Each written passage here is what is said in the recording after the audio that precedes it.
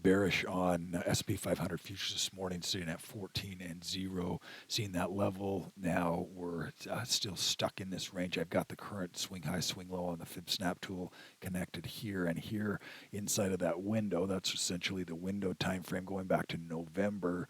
These have been the highest points, and this is the current lowest point on the time frame. And we know that we're extended to the downside. We know that we've bounced off of this range down here, had a real big move back up. All of this activity here recently talking about tariffs and everything going on in regards to the trade negotiations, if you want to call them that. And so a lot of volatility right here. We're seeing rejection at that 50% location.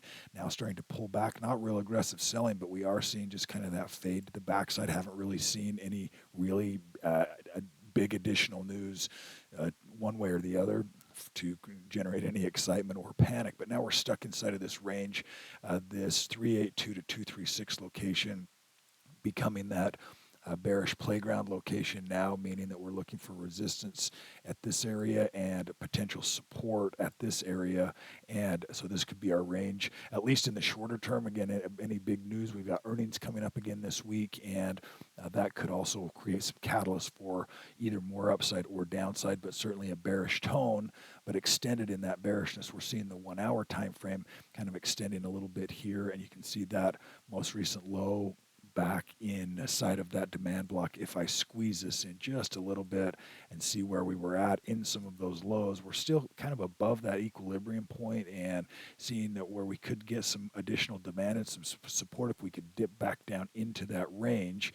And you can see that 5100 range. This green area right here is this green area on this time frame. So if it could dip down into this, that could be a significant area for some additional demand and some support right here if it's going to move and push it higher. So keep a close eye on that if you're looking to do some accumulation on this pullback. That might be a good area as well to be aware of. Otherwise, sitting in majority cash at these levels. Let's take a look at our current breadth. We've got the number of stocks above the 50-day moving average sitting at 24.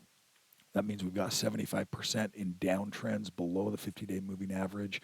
We obviously can see that here on our time frame and where we're at in that trend. We've bounced off that 10 level, working our way back up, but we really haven't been able to break anywhere close to that 50% range now for quite some time. So lots of bearish breadth happening here as well. Towards the lower end of that range, we got a bounce at that low range, which is typically what we're looking for. If you're looking for bounces, these really extreme areas can provide some of those locations. Let's take a look at VIX. We're seeing that also moving here back up just a little bit, sitting at 32.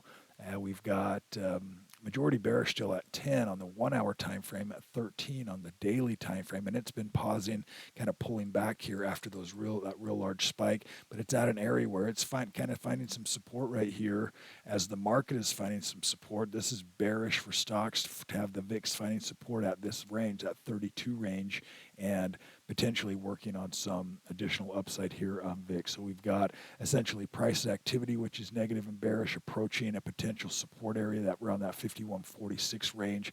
We're seeing breadth across the board here at 25, and again, a majority bearish, moving in that downtrend, kind of holding, bouncing off the bottom, and then we've got volatility, which is at 32, finding some support here, some potential bullishness for volatility, bearishness for stocks. The short end of the yield curve, we're seeing that SHY moving higher, slightly still majority bullish in its trend on the 1 hour and the daily time frame. TLT pulling back here, 86 now. You can see it's gapping lower, majority bearish. And that 10-year treasury, this is going to be a concern this week if it continues to move and hold above this 440 range and pushes back up towards that 450 range. Keep an eye on that 10-year note. It potentially could have a real similar inverse pattern with stocks right here as rates go higher, and watching stocks continue to move back down again. Dow Jones Industrial Average, similar price points, similar locations as well as far as that. A range to be aware of currently this week, 400 and 386. That's on DIA, the ETF for Dow Jones Industrial Average. Triple Qs also still bouncing, holding the support range. we'll be looking for lots of news catalysts to move the market this week. We may or may not get them. Earnings, I think, will be probably some of the biggest catalysts, and still, again, just trade negotiations going the back and forth discussion, seeing who's going to do what. Lots of bravado and chest pounding happening currently at these levels. 453, or excuse me, 435, 455 on the triple Qs. Let's jump over and look at oil. Well, let's look at Russell right here. That hasn't changed much. Still below the 236 location, still in that bearish trend momentum. Remember, bearish trend momentum. We're here. We've connected with this high point. So this range of bearishness becomes the higher probability location unless it were to break back up above this area and hold some support. It hasn't done that quite yet. So that overall tone still to the bearish side. Could see a retest around that 170 on Russell 2000. USO oil prices here 68. Majority bearish at 13 and 1, but starting to bounce, trying to work its way back up to create a little bit more momentum to the upside, and that 1 hour time frame showing a little bit more of that price pattern. Gold gapping up again this morning.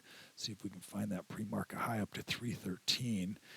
That's a huge move, and at the upper end of this range. So again, potentially seeing some panic buying now at these levels. These are areas, we're seeing what's happening now. This gapping.